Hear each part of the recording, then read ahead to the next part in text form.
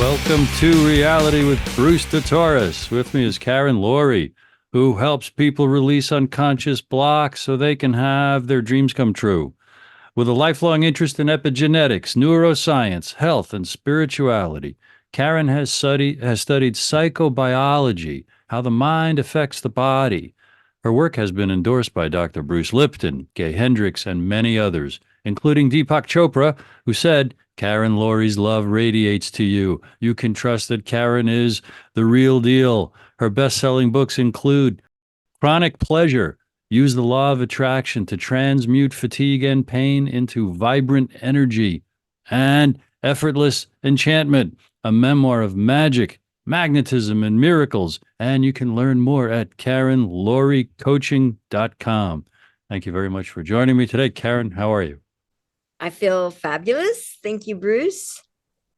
I'm glad you're fabulous, and I'm not surprised because among the people I follow on good old social media, Karen, you are consistently, like Deepak Chopra just said, radiating a love that is absolutely palpable and undeniable. And that's what I want to primarily pick your brain about today. Even in your titles of your book, magic, enchantment, and personally, so you know, you're talking to the choir here. I am listening with so much reverence and agreement and a hunger and passion and thirst for these ideas about the nature of reality, the spiritual nature of reality, the power of our thoughts and our intentions, and especially the power of love and the ultimate nature of reality that accounts for so many things like coincidences and synchronicities and just enchantment in a word.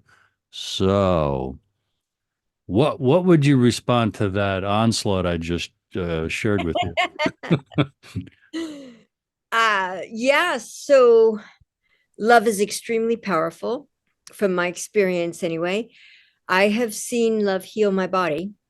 I have seen unconditional love for everyone change pretty much everything. And it's a way, if you can be in that state, which is part of what I teach, there's more, but that's part of it to my clients. If you can be in that state of love on a consistent basis, the intuitions come, the synchronicities come, the money comes, the people supporting you comes. I mean, it's beautiful. And to me, Rumi, who's a Persian poet, Rumi said that love is the bridge to all you want. And I know that to be true. Being in that state of love, everything that I want keeps coming to me. And it's just, plus it feels really good. Yeah, yes, It really indeed. feels good. Okay. And for 30 years, I have been working very hard on myself and personally to develop and sustain and maintain that state of love. Mm. So, how did you conceive that? And when did you commit to that? If it, or was it, well, part of you from the beginning? I had a desire as a little kid, my mom being Greek, um, to understand the different kinds of love. So there's agape, which is the spiritual love, um, philia, like Philadelphia, the city of brotherly love. It's that kind of love from for your family, and then eros, which is sexual love. And so I went to all my friends' churches. We weren't religious, so I went to everybody's church that I could in my early, third, fourth, fifth grade, trying to understand what was love. And I couldn't find it in any of the churches. I mean, they talked about it, but I couldn't understand it. I probably was just too young, or they weren't really talking about it in a way that, that resonated. But either way, so it was kind of a seed. And then and I had been in a place where I was often very loving throughout my life, but I had a lot of trauma. And so when when I got married, the trauma basically devastated my marriage, and it hurt my husband and it hurt me, and it made my body very sick, because unhealed trauma, when it's in your subconscious mind or when it's in your actual conscious mind, it can literally wreak havoc on your entire system. And that's what it did to me. And then we were getting divorced, and I did some actions that started to shift my body. I started to write out appreciation. I started to focus on appreciating kind of everything and everyone. And when I wrote appreciation, it was sometimes 2 hours of writing because it just felt unbelievable and I could just go on a roll. And when I was appreciating, for example, like if I said, I love the ocean, I didn't just say I love the ocean and then go to I love trees, which I do love both of those. But like with the ocean, I would say something like, I love the ocean. I love how the ocean has different colors all over the world. I love how the ocean is so powerful. I love how the ocean carries all sorts of incredible creatures that have designs that I couldn't even imagine. The amount of innovation and creativity in the ocean is off the charts. I love seeing, seahorses and then pufferfish and then dolphins and whales. And I love that in the ocean, dolphins love music. And I sailed to Hawaii, so I saw all these dolphins dancing to Bach that we were playing in our little sailboat. And they were dancing and they had the rhythm of the crescendos and of the thing. And it would be like 3 or 4 dolphins would come up and then they'd go bam onto the water right at the beat, and other ones were going on the regular beat, just going. And it was just mind blowing to see it. And then whales. So this is just like how my appreciation would start to skyrocket, just keep going. Whales, they all have a song that is very similar to American ballads. And when one pod of whales gets together with another pod, they make another song between them. Like, that's amazing. And then there's also, I dance salsa, and there's a clave sound, which is in Cuba. And there are whales in Papua New Guinea who make that sound. They make the sound of the clave. So it's like, I could just spend an hour just on the ocean. I could keep going. I have books that have pictures about creatures in the ocean.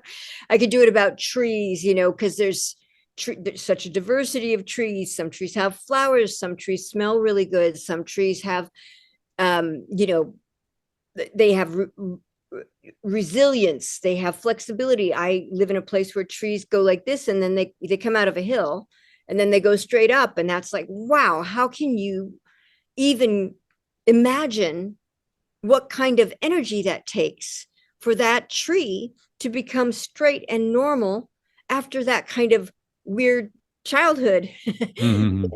And trees have this mycorrhizal fungi in between the roots of different trees, and those mycorrhizal fungi, they give the trees nutrients from the soil, but they also communicate from one tree to another. Like they are the internet, the internet for the trees. So they're in the soil, these mycorrhizal fungi, which are kind of mushroom is a fungus, and so they're in between the roots. And if you have a let's say a certain kind of bug that can hurt a tree in a rainforest, through the mycorrhizal fungi, all of the trees in the rainforest, even if it's like 1,000 miles long, they will all start producing antibodies within a couple minutes.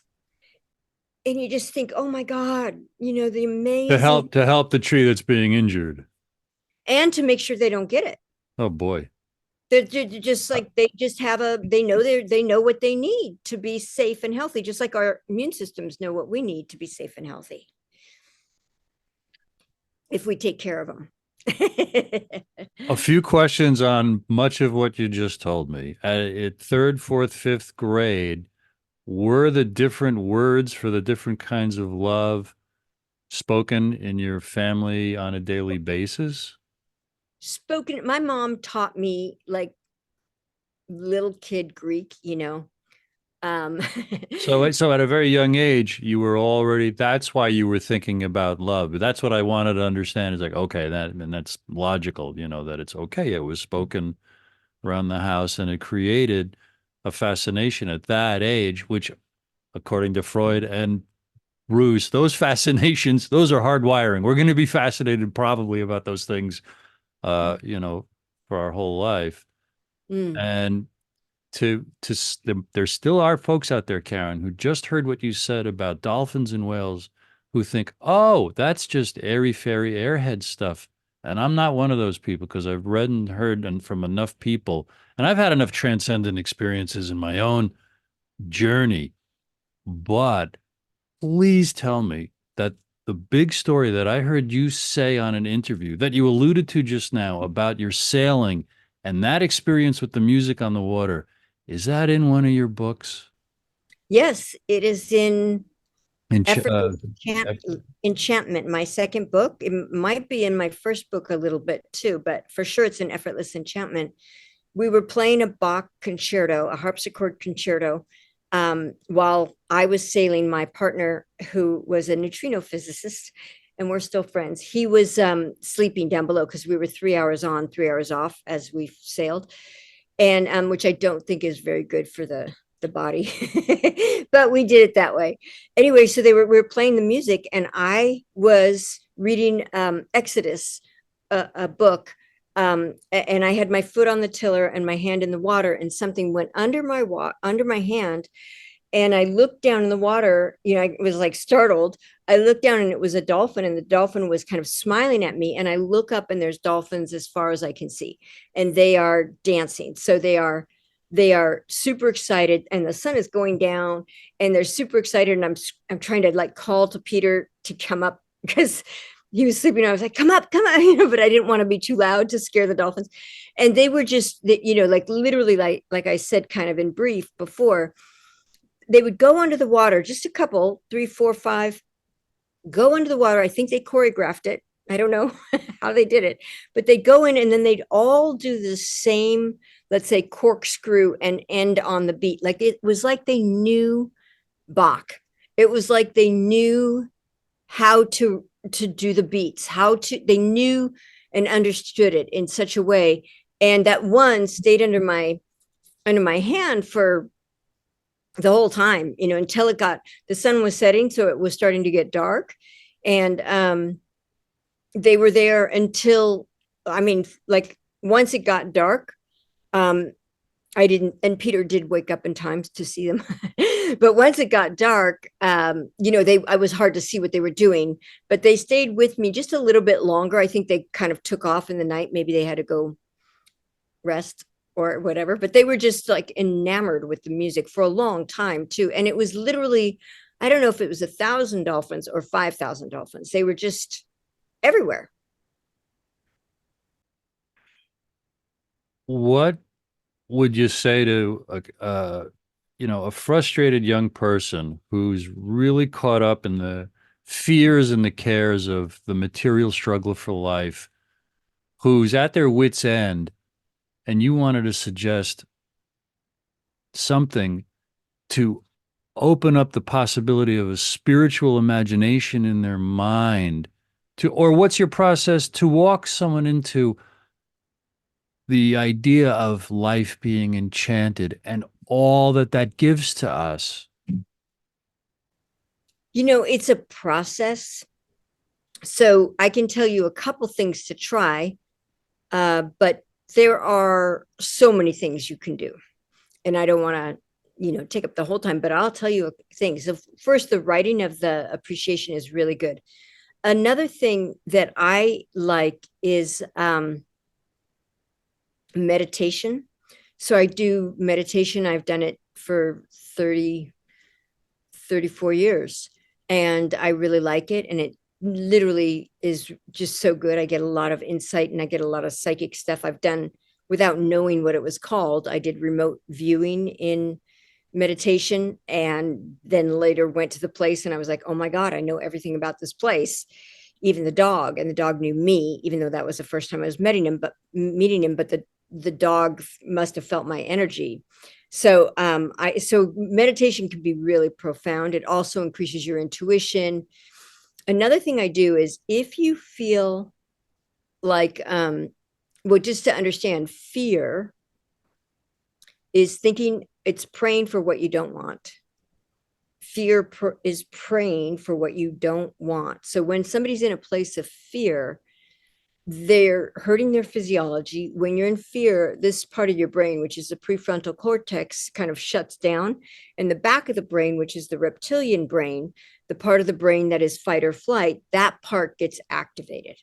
And so you put yourself in a situation where you can't think straight, where the blood is no longer going to your digestive organs because it's going to your arms and legs for fight or flight.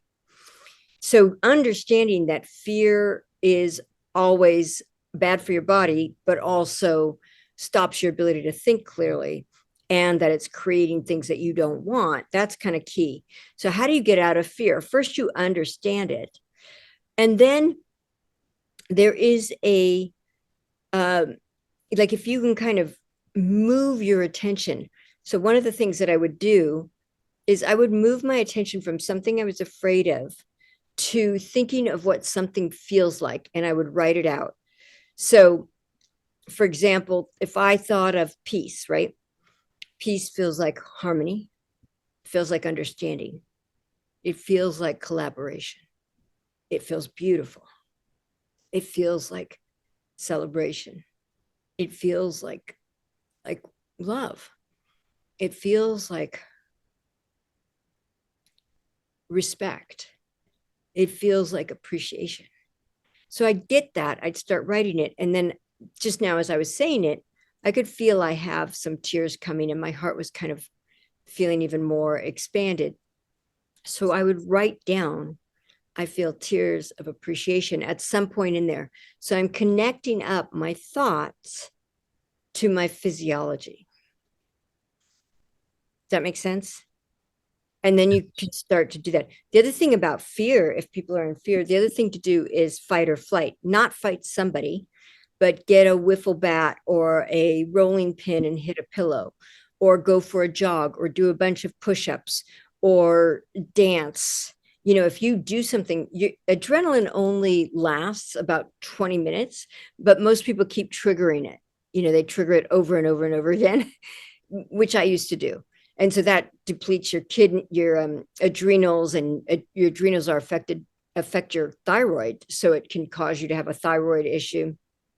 So if you can use a way to express the adrenaline in the way it was meant to be expressed, like through fight or flight, that's a really good thing to do. So I started to do things like I did get a wiffle bat and I did hit pillows and couches. When I was first starting out, I've been like for 15 years not in that place, but before that, I was doing that. I would go on a bike ride, I would rollerblade, I would do sit-ups or push-ups or something just to get that energy expressed, and it really helped me. So that's another thing. But linking up whatever you're focusing on, even if you're focusing on fear, to realize how it's affecting your physiology is really key. That will make it easier for you to know that you're focusing on something you want or focusing on something you don't want. Does that make sense? Yes.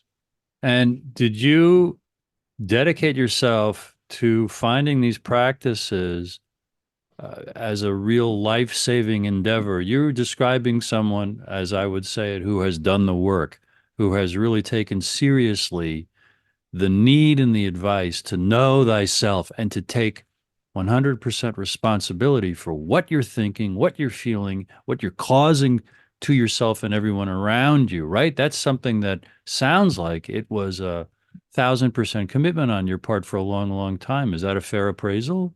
That is. And there, I'm going to read you this quote, which is one of my favorite quotes, which I have read since I was in my 20s. One of my acting classes had it on the wall. So, and this is from William Hutchinson Murray. Until one is committed, there is hesitancy, the chance to draw back, always ineffectiveness. Concerning all acts of initiative and creation, there is one elementary truth, the ignorance of which kills countless ideas and splendid plans.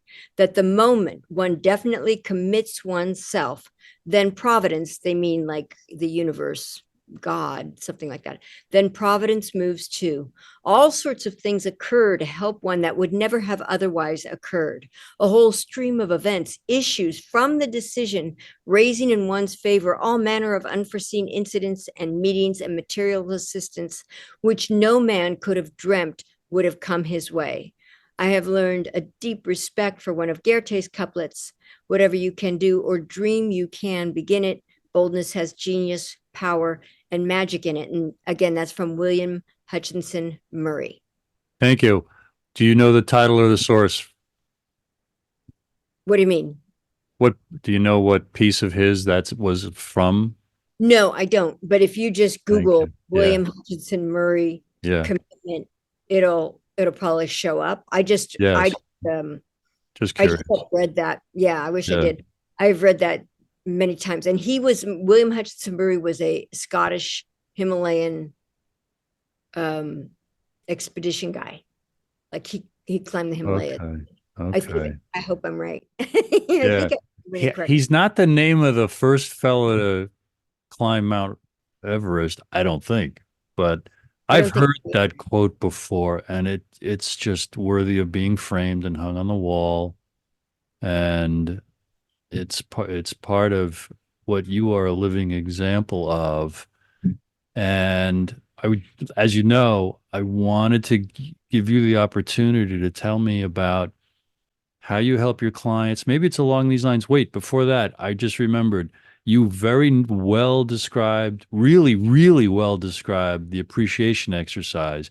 You mentioned meditation, and then you well described the importance of understanding and dealing with fear.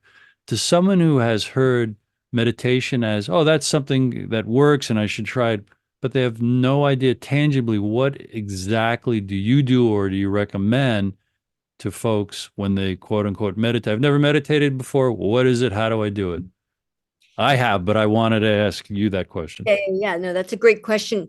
I really believe that I think we have 8 or 9 billion people in the world. Is that right? Or it's about 8 now, I think.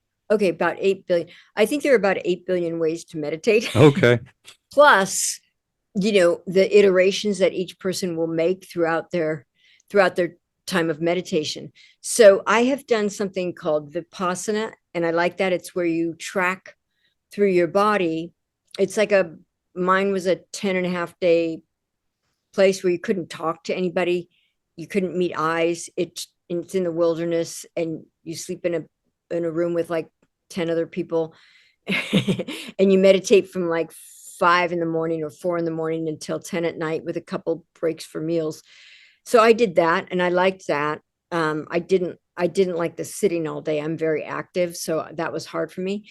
But that's a way you can learn. I also learned from doing Kundalini yoga. I learned from Deepak. And now what I do, to me, the heart is more powerful than the brain.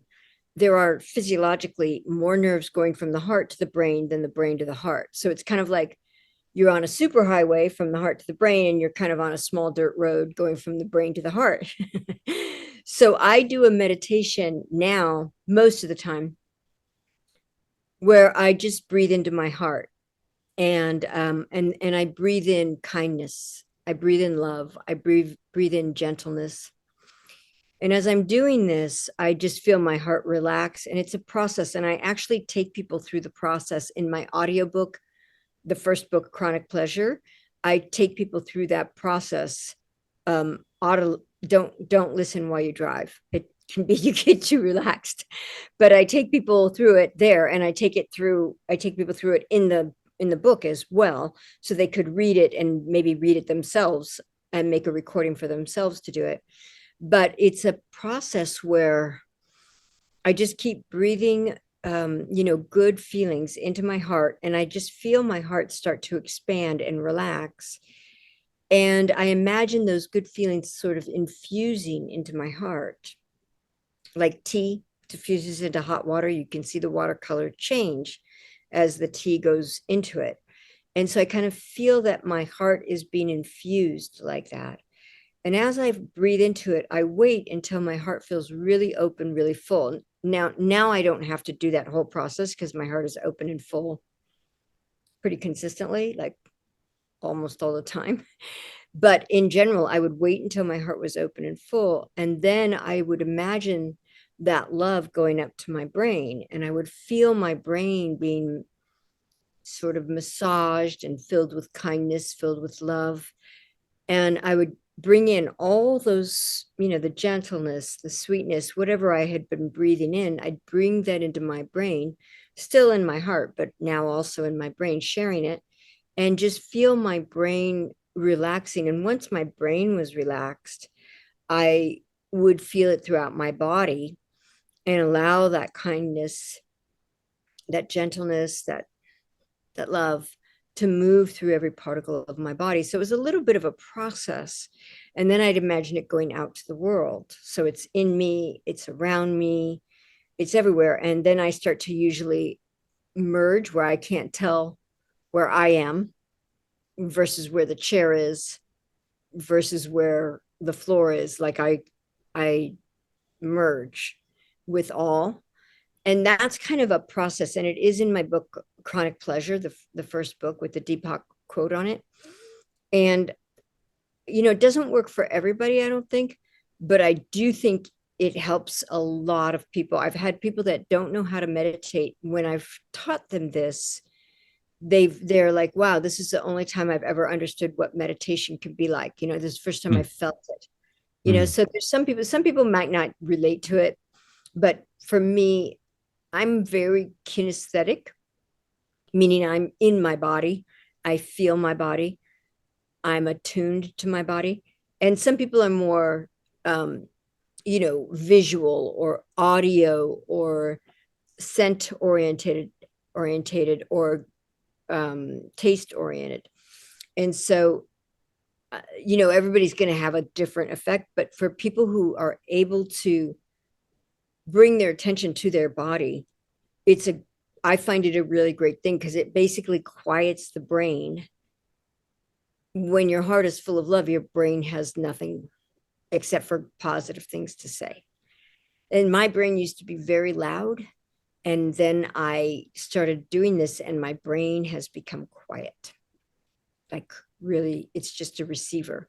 I don't think our brains are meant to think, even though they do. I believe that they're actually receivers and that the receiving starts from the heart and then it comes up to the brain and you go, oh, that's how I solve this problem. That's how I do this thing. Right. So that's how I see it. But there's so many ways to meditate. Some people meditate by riding their bike. Some people meditate by walking. Some people meditate by, there's so many ways that if your mind gets quiet, that do it. Well, that you just also just said when your mind, can we get our mind quiet? That's why I think to meditate, it's because something's wrong. I either want to go to a psychiatrist or I want to anesthetize myself with drugs and alcohol or binging on my phone or on Netflix or kill myself. And I love talking about these things to help as many of our fellow Americans as we can because the quality of their lives is at stake, but also the quality of ours. If enough people do not discover themselves, their power to influence themselves, and subsequently the power to influence others, so that we could agree on social and political and other projects that contribute to health and peace on the planet. It's all one, as I know you would agree. What do you want to say as that opening us up to being able to talk about the plight of America? And before we're done, this election year and the candidacy of someone we both admire, Bobby Kennedy Jr.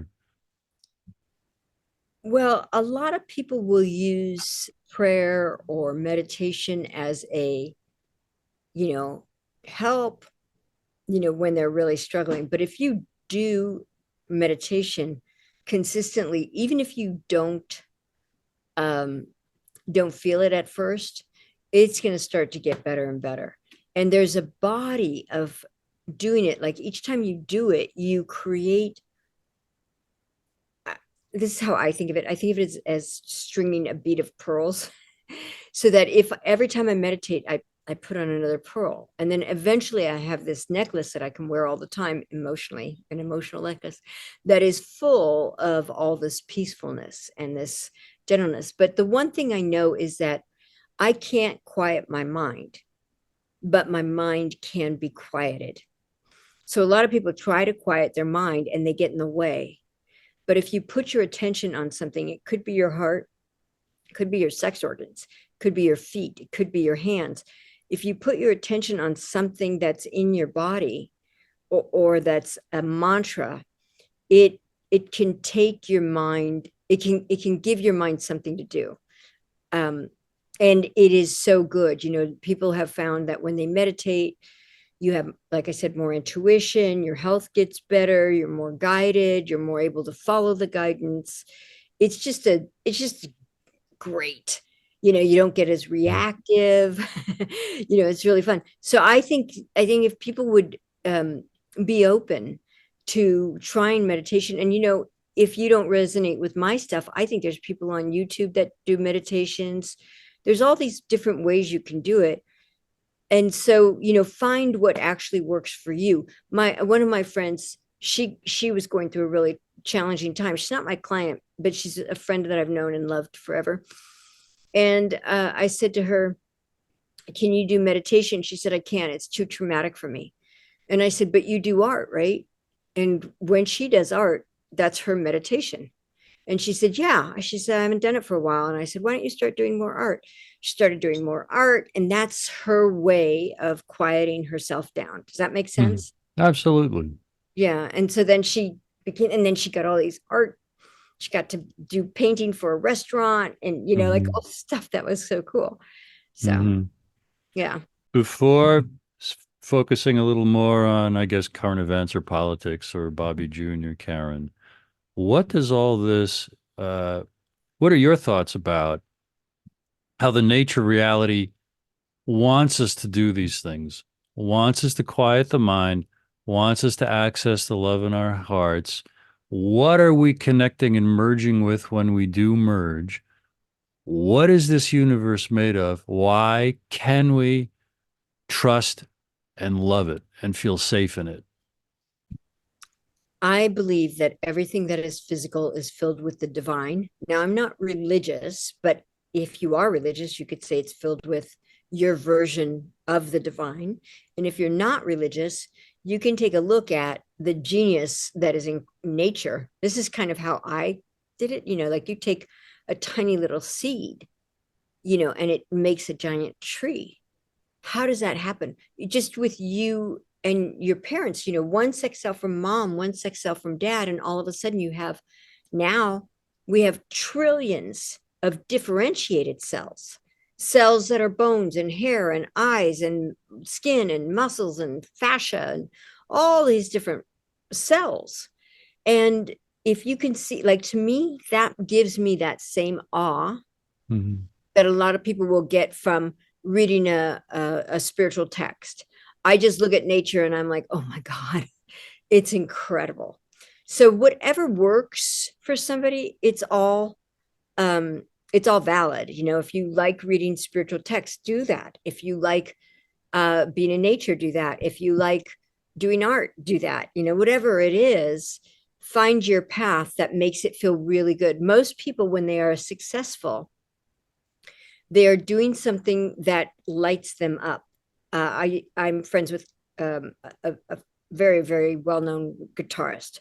And one time he said to me, when I am playing guitar, I do not know how my fingers are doing that movement. I just feel it coming through me, and I'm looking at my fingers going, oh my God, what is happening? And so he's basically allowing himself to get out of the way so that power could come through and source him. And it does. And he's watching it in this amazement. And that's the same thing you can do that in any endeavor. If you like your work, or even if you don't have work, if you can do something that you enjoy, if it's being in your garden, you can start to get yourself into that place where you're connecting more and more. And the other thing, what do I think? I think everything is made of love. The divine to me is all love. I don't believe that there's any, I just have not experienced anything but love since I've been in this place, where, like, people say there's demons, people say there's Satan. Maybe I'm wrong, and I could be. But what I felt is everybody who has died or who has been on this planet, their essence is pure love. And I see that not just in people, but in animals and everything. And there's this love. And by love, I mean it feels really good. I've also died twice. And both times I died, I felt that complete acceptance, that complete sense of peace, that complete sense of being welcome and belonging and being understood and loved. I felt that so profoundly. And that, that is also a way that I got informed about love, is from dying accidentally. I'm absolutely fascinated by near-death experiences. I've studied and looked at and listened to as many as I can, and I often mention those. I suggest people find and listen and watch and read as many of those as possible to open up their spiritual imagination and develop some kind of lightheartedness about, well, what happens when we die? Forgetting everything I've said, imposing an agenda of anything that we have to talk about in this conversation, Karen, tell me in as great detail as you might care to, as briefly or as fully, any one of those experiences that you had, please. Sure. I was a model. I had sailed to Hawaii. I was living on the island of Oahu at the time, on a boat still. And I was asked to do a modeling job on where you fly on a spinnaker. The spinnaker is a huge, big sail of a sailboat. It's the one that's out in front when you see really glorious sails. And they take the two bottom ends of the sail and they put on sort of like a seat that's connected to it. So the sail is only connected to the mast. And it was gusting. It was about 30 to 40 knot winds, which is pretty high. And then, white caps and everything like that. And a guy went on there first to check that it was safe. And he probably weighed 3 times more than I did. I was about 100 pounds. He was probably about 300. He was kind of a burly guy, 250 maybe. Anyway, he went up and he was up a little bit and he was lofting and it looked great. And he said, "This is great, but you got to hold on." I said, "Okay." So I got on and I didn't have the ballast. I didn't have enough weight to hold the sail in its proper thing. So the sail inverted. I could see the mast. It was a 65-foot mast, and I went over it. And then the sail whipped me onto my back onto the ocean. And I went down, and we were out past the actual island. Hawaii's made from volcanoes, and so we were out past where the part of the island. So it was like 2 miles deep. So I just went down. The air got knocked out of me, and I was going down fast, and I was completely confused. I didn't know where I was. I couldn't tell. Once I got pretty deep, I couldn't tell where up was. I couldn't tell where the surface was. It was so dark and it was so confusing, and I was so turned around. I probably also got a concussion. My back after that was black and blue all the way up and down my spine. Anyway, and my nails all broke off. Anyway, so then I started to give up, and I felt myself giving up. And all of a sudden I felt that love that I was telling you about. I felt like there were people there that knew me, but I didn't know who they were, but they knew me. They understood me. They loved me. They were welcoming me. There was this beautiful energy. I felt completely accepted, completely understood. And then I heard a voice, and the voice said, "Do you want to live or die?" And I thought of my mom, who I love.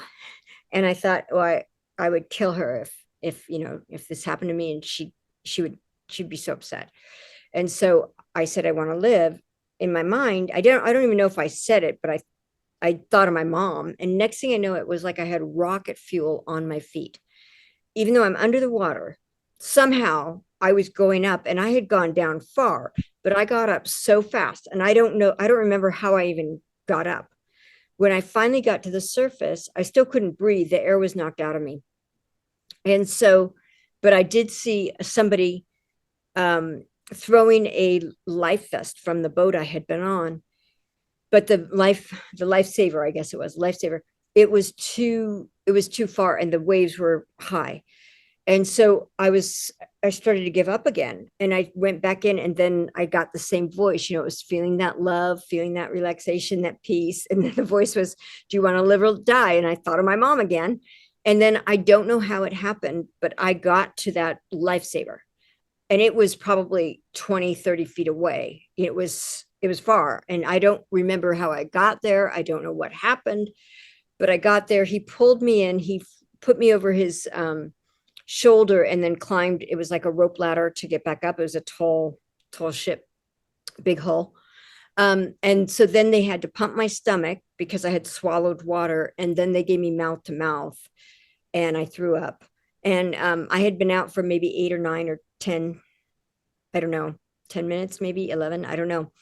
But I was out for a long time. And then that feeling of love was something I thought about. And I want people to know you don't have to have a bad experience where you almost die to get that feeling. You can just imagine that feeling of being completely loved, completely accepted, completely known and understood, like you really belong, like you're really welcome, like people get you and they just adore you, and that sense of peace. And you can use your imagination to tune into it, and if you practice that, you'll be able to have that same kind of experience without having to not breathe for 10 minutes or whatever it is, and boo-boos and nails broken and black and blue and all that kind of stuff. So, And your story has an element of the miraculous, maybe many, but particularly, I think that 8 or 9 minutes without oxygen would cause brain damage in all other circumstances. So how come you didn't? So there's that to ponder. I don't expect you to have the answer to that, but I just am marveling at that. well, And I know that there are people who can do hold their breath for a certain amount of time, and that is not, they can hold their breath for 8 or 9 minutes. Like I know Wim Hof, he was swimming underwater in ice, so it was like the ice was on top, and then he was swimming, and his corneas froze, if I'm remembering this correct, or maybe it was his lens, but something in his eyes froze and he could not see. And there had been a hole cut for him, but he got completely disoriented, and somebody had to go in and get him. And it was like 9 minutes, and he's still fine too. So I think we can do it. It's just you have to, sure, I don't know enough about Adam, how that right. works. There's also a magician that will go for 16 minutes, I think, something like that. Okay, So I think it's possible, but right. But yeah.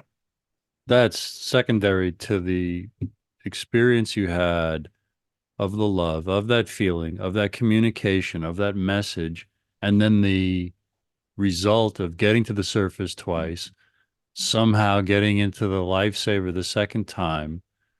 And thank you for that.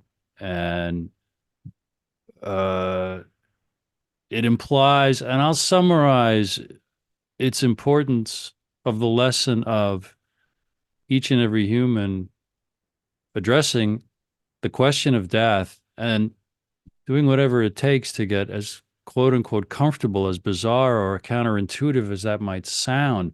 But a life in nature used to bring humanity at the tribal, at the more primitive levels to experience all this as more of our normal than in today's uh, society. And having said that, Karen, and having said everything else about what we could talk about, we're at the point in the conversation where we've got plenty of time for me to ask you, what of what we've talked about or anything else that we may have alluded to, are you, would you like to discuss? Would you like to tell me, based on what you now know about the things that I'm interested in, or that you would want the audience, quote unquote, everybody, whoever that is, to take from what we've already discussed? One thing I want to say is that our every thought is a prayer. What I mean by that is whatever you are thinking about, our divine selves is hearing it and is, moving you in that direction. And so a lot of people say, I'm going to go do prayer, but I just be as happy as I can and as lighthearted as I can, so that every single thought I receive is a thought of a prayer that I want to have happen. And it's been a practice. It's a real practice. One of the things that when I was first trying to get healthy, I remember being upset. I was thinking of something that I had a resentment about. So my mind was making that loop of resentment. And I said to my spirit, or whatever you want to call it, I said, can you please help me? I don't want to be obsessing over this anymore. And then immediately I heard this weird phrase, which was, obsession is a neutral thing. You can use it for your good or your bad. Harness the vehicle of obsession. And I said, what does that mean? Hmm. and the harnessing of the vehicle of obsession for me was, there's a Sanskrit word called japa, J-A-P-A, I think, might have two P's, but anyway, japa. And japa is the repetition of a sacred name or phrase. If you come from India, they will say, if you repeat the name of Ram over and over again, then the impossible becomes the possible. But you don't have to use Ram. And forgive me if you're Indian and I'm betraying your culture. I don't mean that. But I just mean, if you don't relate to that Indian god of Ram, you can pick something like thank you, or I love you, or just I love, as a japa to repeat. When I was first starting out, I couldn't use a subject because there was no, in my sentence of I love, there was nobody that I had been hurt by too many people at that time. So what I did was I just said, I love, I love, I love, I love, I love. I just repeated it. And it quieted my mind during that time. And it also, then I would see something and I would love it. And I would see something, I would love it. And that's part of how I got into this place of unconditional love, is looking at what are the ingredients of love, like approval, respect, appreciation, celebration, admiration, all those things. And then I just did japa on each of those consciousness. I admire, I admire, I admire, I admire, and I do it all day, for days. And I would do it until it felt like that was part of my consciousness. The other way that people can use japa that I think a lot of people will resonate with is that you don't want to take the whole song usually, because most songs are not all positive, but maybe there's a really nice phrase or something, that you can just sing in your mind over and over again. Right. So, I did that with lots of songs where I just would sing the one phrase that was giving me what I wanted, like I feel good, na na na na na na na, like I knew that I would now, So I just sing that plus, the like a couple more sentences, because I got you, bump, bump, bump, bump, bump, so I just would do that, and I could just use that as that groove of James Brown. I could just use that groove as a way to remind me to keep repeating something that felt good, so I just keep saying those 2, 3, 4 lines over and over and over again, but with that groove. And it just helped me use, japa can be, if you're using something that's just, let's say you don't feel thankful, then maybe you want to do a song. to get you into that place, because the part of the song that's aligned can literally give you the groove that makes it more addictive. Because most people pick up music is very addictive it can be in a good way or in a bad way. And so you want to pick the parts that you want to be addicted to. Like, you don't want to sing, you can't always get what you want. Right. So that's what I wanted to share, because those things are so important. To really give, the mind is like a genie. And if you focus with your mind, it will give you whatever you're focusing on.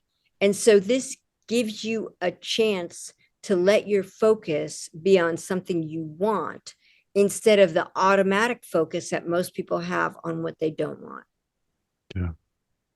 Especially in a culture, or it's human nature to talk like most people talk, and it is griping and complaining, and we can get very funny. We can become Olympically entertaining, griping and kvetching, but that is a deep and huge insight, and that every thought is a prayer. And like Napoleon Hill wrote in Think and Grow Rich, thoughts become things. And I invite anybody to follow you at KarenLaurieCoaching.com, on Facebook, on X, formerly known as Twitter, to get more of you and get your books, because these are life-saving insights, life-saving experiences that you are inspiring me and many to. By golly, I want to take 100% responsibility for what I think. After all, they're my thoughts. Why do you think what you think? See, for me, the key in the engine is know thyself. Why do you think what you think? Why do you feel what you feel? And then eventually, okay, be that as it may, what would I like to think? How would I like to feel? And here's my cherry on my last thoughts about all this, Karen, is we have what we think, want, and intend for others. And so much of our thinking is a loop, for good or bad, obsessing about this person, that person. I should have done this at that point. I'm not going to do that because I know they're going to do this. And that's all crazy making. Exactly. And to embrace the idea that we only have what we intend for others, love, peace, things like that, right? Exactly. There's a phrase, you spot it, you got it. So if you're calling someone a negative name, or if you're praising someone, you know got that too. Yeah, know that. Yeah. Yep. So exactly. I feel very complete. What about you? Did you want to talk about anything else in terms of the presidency or politics or anything like that? I'm fine if not. It's up to you. I feel like this is such a nice capture about these beautiful things. Tell me in an email, as soon as I email you, how soon you'll come back to dig into more. Okay. I won't ask you to commit live on Facebook as we are, Karen, but I would love to pick up dive deep into those other tangible things about the election, Bobby, et cetera, and things like that. But I feel, okay. I feel very, very great about this conversation. KarenLaurieCoaching.com. And I thank you very, very much. And now I want to, yes. Do that. If anybody who's listening wants my books, you can go to chronicpleasurebook.com, and there's 3 books on there. And you download them for free. chronicpleasurebook.com. Yes. Wonderful. How very generous, how very nice. And thank you, Karen. And now I'm going to wish everyone who joined us, thank you very much for joining us.